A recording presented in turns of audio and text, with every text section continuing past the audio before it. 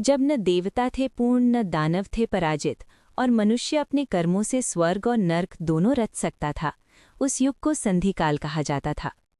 उसी संधिकाल में जन्म हुआ एक ऐसे देव का जिसका नाम आज भी लोग डर और श्रद्धा दोनों से लेते हैं। उसका नाम था कालदेव। ब्रह्मलोक में एक दिन अजीब हलचल थी। आकाश काला पड़ गया, दिशाएं कांपने लगी। ब्रह्मा जी ध्यान से उठे। उनकी चारों आंखों में चिंता थी। समय असंतुलित हो रहा है। उन्होंने कहा, मनुष्य अपने भाग्य से भागने लगे हैं। मनुष्य यज्ञ छोड़ चुके थे, देवताओं को भूल चुके थे और कालदेव पृथ्वी पर उतरे, एक साधारण ब्राह्मण के वेश में। गांव का नाम था निराशापुर। यहाँ लोग कहते थे, ईश्वर नहीं, सिर्फ भाग्य होता है। उसी गांव में रहती थी एक स्त्री, मंदाकिनी, गरीब, विधवा, पर आंखों में अपार श्रद्धा। वो रोज बिना फल की इच्छा के पीपल के वृक्ष को जल देती थी। कालदेव ने पूछा, माता, क्या चाहती हो? उसी राज्य का राजा था राजा अघोरसेन, बलशाली, विद्वान, पर अहंकार से भरा। उसने घोषणा कर दी, जो देवताओं को माने वो मूर्ख है, भाग्य मैं बदलता हूँ। उसने यज्ञ रोक दिए, मंदिर तुड़वा दिए।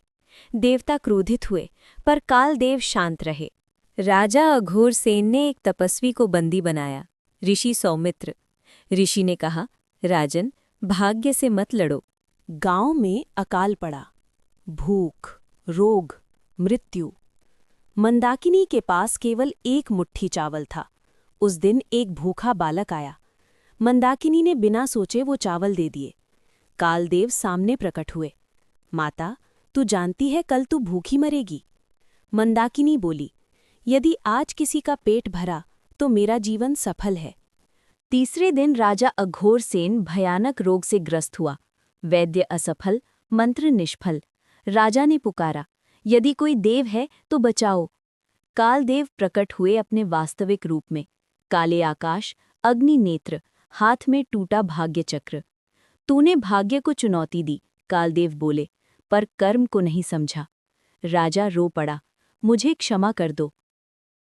देवताओं ने कहा, राजा को नष्ट करो। ऋषियों ने कहा, उसे पश्चाताप का अवसर दो। कालदेव मौन रहे, फिर बोले, भाग्य बदला नहीं जा सकता, पर कर्म सुधर सकता है। राजा को राज्य त्यागना पड़ा, वो ऋषि बना।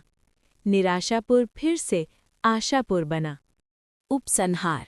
कालदेव वापस महाकाल में विलीन हो गए, पर जाते जाते बोले, जो मुझे पूजे वो डरता है, जो कर्म करे वो मुक्त होता है। आज भी कहते हैं, जब कोई निस्वार्थ कर्म करता है तो समय स्वयं रास्ता बना देता है।